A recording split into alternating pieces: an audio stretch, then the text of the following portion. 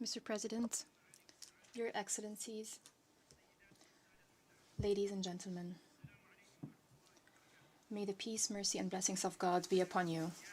I deliver this statement on behalf of the member states of the Gulf Cooperation Council, namely the United Arab Emirates, the Kingdom of Bahrain, the Kingdom of Saudi Arabia, the State of Qatar, the State of Kuwait, and my country, the Sultanate of Oman.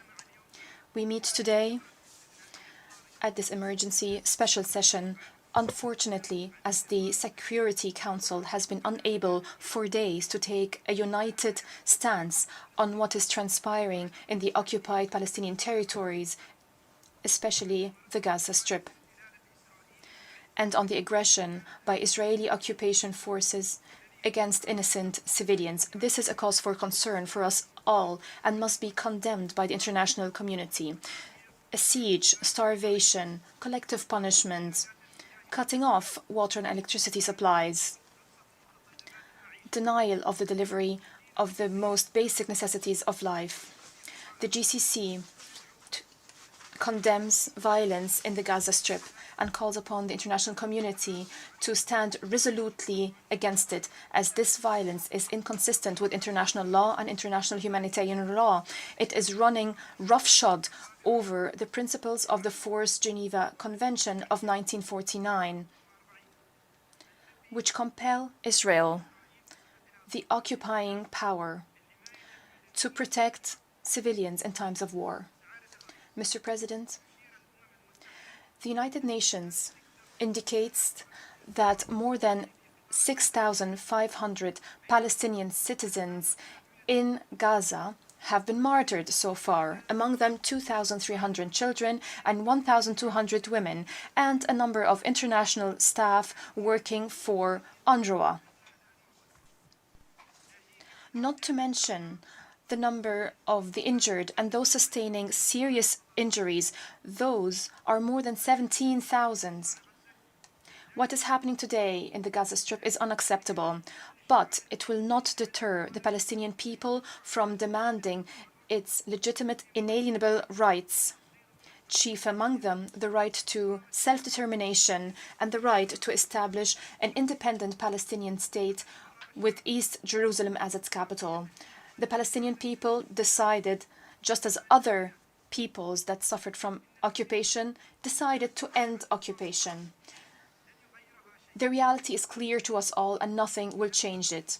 Palestine, in the eyes of the international community and according to Security Council resolutions, is occupied land. We are therefore surprised and outraged by those who are applauding or are describing occupation and deem it to be an act of self-defense. Self-defense does not happen on occupied, usurped land. Mr. President, the GCC countries agree with the Secretary General of the United Nations that what's happening today in the Gaza Strip did not happen in a vacuum. The Palestinian people has been subjected to a stifling occupation for 56 years. Its land has been swallowed by illegal settlements. Neither the Palestinian people nor any peace-loving nation of the world would accept the occupation of land by force. The Palestinian people will not accept any option that is not based on ending the occupation, liquidating colonialism, and the exercise by the Palestinian people to its inalienable rights, just as any other people of the world. I would like to stress that the GCC countries have full confidence in the Secretary General of the United Nations. We support his efforts to consolidate the principles of the UN Charter, international law, and international humanitarian law. We support his call to stability and security. We express our condolences over the passing of UN staff who became victims of the ongoing war in the Gaza Strip. The GCC countries stand with international law, international humanitarian law, and international legitimacy represented by the Security Council, the General Assembly, and the ICJ.